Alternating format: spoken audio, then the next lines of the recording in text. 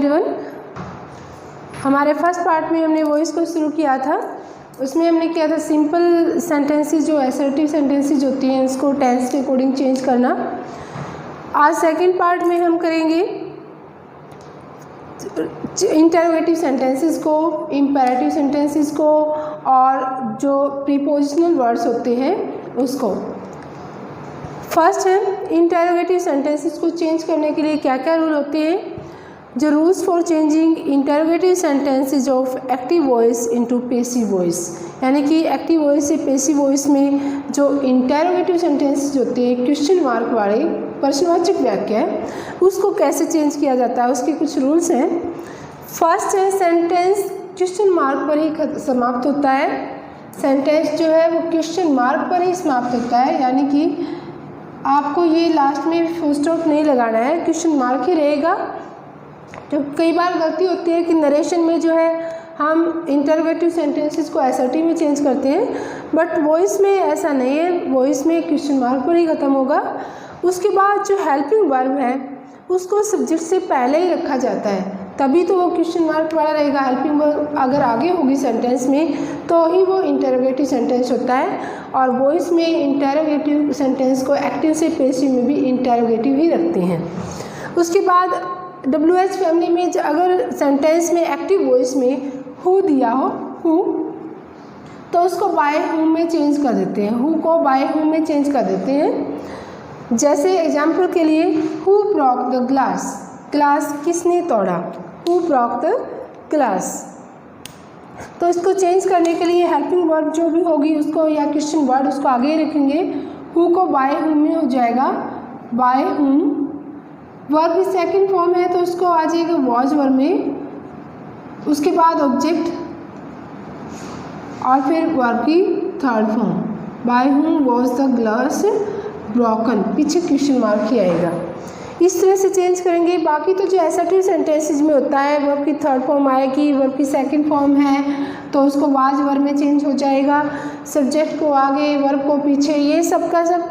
But इसमें help interrogative sentences में जो WH वर्ड है या क्वेश्चन वर्ड है या हेल्पिंग वर्ब है उसको सेंटेंस में सब्जेक्ट से पहले ही रखते हैं। नेक्स्ट एग्जाम्पल लेते हैं। Do you like coffee, do you like coffee. तो इसको सेंटेंस को करेंगे डू डज को इज एम आर में करते हैं। Is coffee liked by you. Do does को इज एम आर में चेंज कर देते हैं, इसलिए डू डज खत्म हो जाता है। और वर्ब की फॉर्म को वर्ब की थर्ड जो फर्स्ट सेकंड जो भी होगी उसको वर्ब की थर्ड फॉर्म में चेंज कर देते हैं एक्टिव से पैसिव वॉइस में। उसके बाद नेक्स्ट एग्जांपल है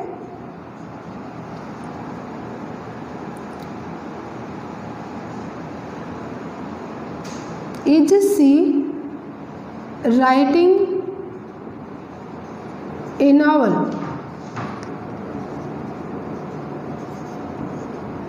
is she writing a novel. तो इसको जब चेंज करेंगे तो ये हो जाएगा is a novel.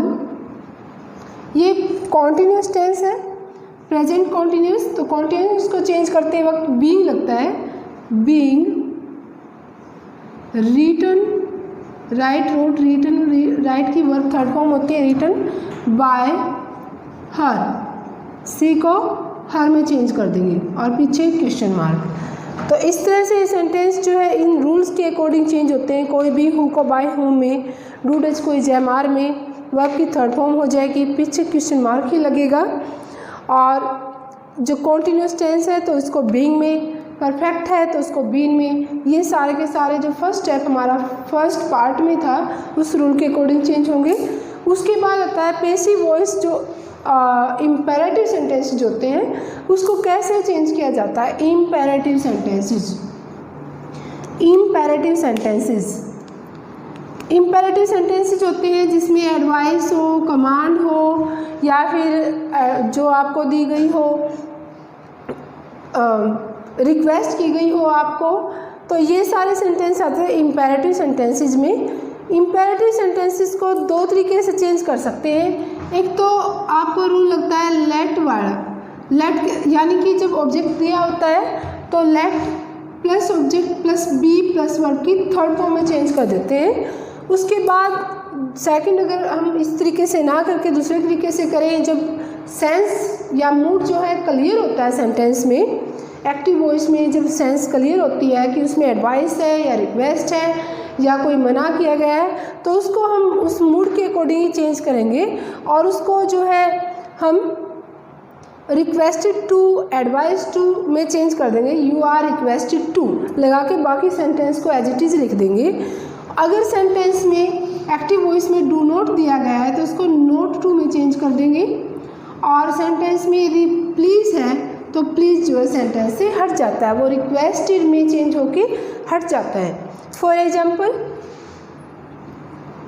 Do it, do it, तो ये सेंटेंस है, इसमें सब्जेक्ट और ऑब्जेक्ट दिया है और वर्ब और ऑब्जेक्ट दिया है। तो इसको चेंज करने के लिए हम क्या करेंगे, लेट वाला लगा देंगे यहाँ पे, लेट प्लस ऑब्जेक्ट इट दिया है, लेट इट बी और फिर वर्ब की थर्ड फॉर्म डू हो जाएगा done, let it be done.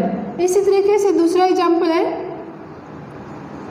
And it, and it, इसे ख़त्म करो, लेट इट बी एंडेड। ये इस तरह से हो जाएगा। इस फर्स्ट रूल के अकॉर्डिंग जब ऑब्जेक्ट दिया हो सेंटेंस में, वर्ब और ऑब्जेक्ट दिया हो और मूड कोई क्लियर नहीं है कि इसमें क्या करने के लिए सलाह दी है या रिक्वेस्ट किया है, तो इसको इस रूल के अकॉर्डिंग करेंगे। और नेक्स्ट एग्जाम्पल लेते हैं, post the letter, post the letter, तो इसको करेंगे let the letter be posted, let the letter be posted. इसी तरीके से सेकंड लेते हैं हम रूल, जो होता है अकॉर्डिंग टू मूड और सेंस, जो एक्टिव वॉइस में जब क्लियर होता है मूड तो उसको कैसे चेंज करेंगे, उसको इस प्रकार से एग्जाम्पल लेते हैं। For example help the poor, help the poor, तो इसमें हमें सेंस से पता चलता है कि हमें एडवाइस दी गई है कि गरीबों की सहायता करो, हेल्प द पुअर। तो इसको चेंज करेंगे, you are advise to, you are advise to help the poor, you are advise to, you are requested to, इस तरह से चेंज करने लगाने के बाद हमें सीधा जो एक्टिव वॉइस को उतारना है, help the poor, you are advise to help the poor. और टू के बाद वर्ब की फर्स्ट फॉर्म आती है, ये ध्यान रखना है आपको। उसके लिए एक नेक्स्ट एग्जाम्पल लेते हैं। जब मूड क्लियर होता है तो इसको आप करोगे you are advise requested me, और जब मूड क्लियर ना हो तो आपको लेट का एग्जाम्पल, लेट वाला फार्मूला लगाना है कि let plus object plus P plus verb की थर्ड फॉर्म। एक एग्जाम्पल लेते हैं, don't abuse her, don't abuse her, तो इसमें क्लियर है कि इसको सलाह दिया गया है, you are advised, do not को कर देंगे नोट टू में, not to abuse her, not to abuse her. इस प्रकार से हो जाएगा इम्पेरेटिव सेंटेंस। उसके बाद आता है यदि सेंटेंस में रिपोर्टेड वर्ब में आपको दिया हो कोई प्रीपोजिशनल वर्ड, फ्रेजेस जिसमें होते हैं प्रीपोजिशन जिसके साथ लगती है, तो उसके अकॉर्डिंग जो है हमें इस प्रकार से सेंटेंसेस जो दिए जाते हैं, कुछ वर्ड होते हैं जिसके साथ वही प्रीपोजिशन आती है और उसके बाद जो है बाय नहीं लगता सेंटेंसेस में, उसके लिए सेंटेंसेस है प्रीपोजिशनल वर्ड्स, यानी कि इनके साथ वही प्रीपोजिशन आती है जो फिक्स होती है। उसके लिए कुछ वर्ड हैं, जैसे नो के साथ आता है टू, वैक्स के साथ आता है एट, कंटेन के साथ आता है इन, सरप्राइज के साथ आता है एट और सेटिस्फाई के साथ आता है विद, इंटरेस्ट के साथ आता है, इन प्लीज़ के साथ विद और अमेज के साथ एट। इन सेंटेंसेस, ये अगर किसी भी सेंटेंस में वर्ड है तो उसको हम यही प्रीपोजिशन लगाएंगे और उसमें बाय का यूज नहीं होगा।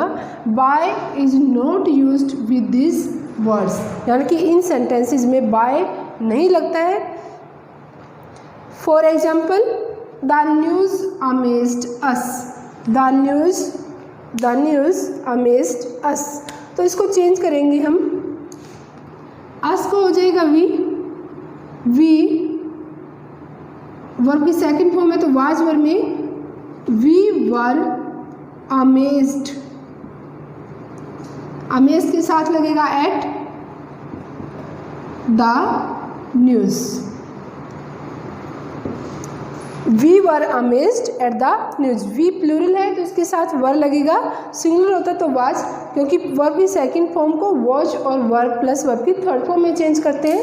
उसके बाद नेक्स्ट एग्जाम्पल लेते हैं, this box contain sweets, this box contain sweets. तो इसमें कंटेन आया है तो इसको करेंगे स्वीट्स, ऑब्जेक्ट को सब्जेक्ट बनाएंगे स्वीट्स। अब कंटेन वर्ब की फर्स्ट फॉर्म है तो इसके साथ ही जब आर आएगा तो स्वीट्स प्लूरल है, आर हो जाएगा स्वीट्स आर कंटेन्ड, वर्ब की थर्ड फॉर्म। कंटेन के साथ आता है आपका in, sweets are contained in this box. इस तरह से चेंज करेंगे हम इनको। एक और एग्जाम्पल लेते हैं, आई नो मोहन, तो इसको करेंगे मोहन इज नोन के साथ आता है टू, नो के साथ आता है to, Mohan is known to me. इस तरह से हम करते हैं। जब भी कोई प्रीपोजिशनल वर्ड्स होता है तो उसको हम बाय ना लगा के वही प्रीपोजिशन लगा के चेंज करेंगे। इस प्रकार से जो ये एक्टिव से पैसिव वॉइस को चेंज करने के लिए रूल है, इसको अगर हम सही से लगाएंगे तो कोई गलती होने का चांस नहीं रहता है। और सभी को इसी तरह से हर चीज़ का रूल होता है कि जो इंटरोगेटिव है तो उसमें हेल्पिंग वर्ब को आगे रखते हैं, उसके बाद जो इंपेरेटिव सेंटेंस को लेट के अनुसार या मूड के अनुसार चेंज करेंगे और प्रीपोजिशन को उसके अनुसार चेंज करेंगे। बाकी सब में बाय लगेगा, चाहे वो इंटरोगेटिव है चाहे वो टू ऑब्जेक्ट्स का है, लेकिन प्रीपोजिशनल वर्ड्स सिर्फ ये होते हैं, इनके साथ वही प्रीपोजिशन आएगी, बाय नहीं लगेगा। आशा करती हूँ कि आपको ये सारा जो है एक्टिव वॉइस पैसिव वॉइस का आपका टॉपिक समझ में आया होगा। आगे किसी दूसरे टॉपिक के साथ फिर मिलते हैं, बाय।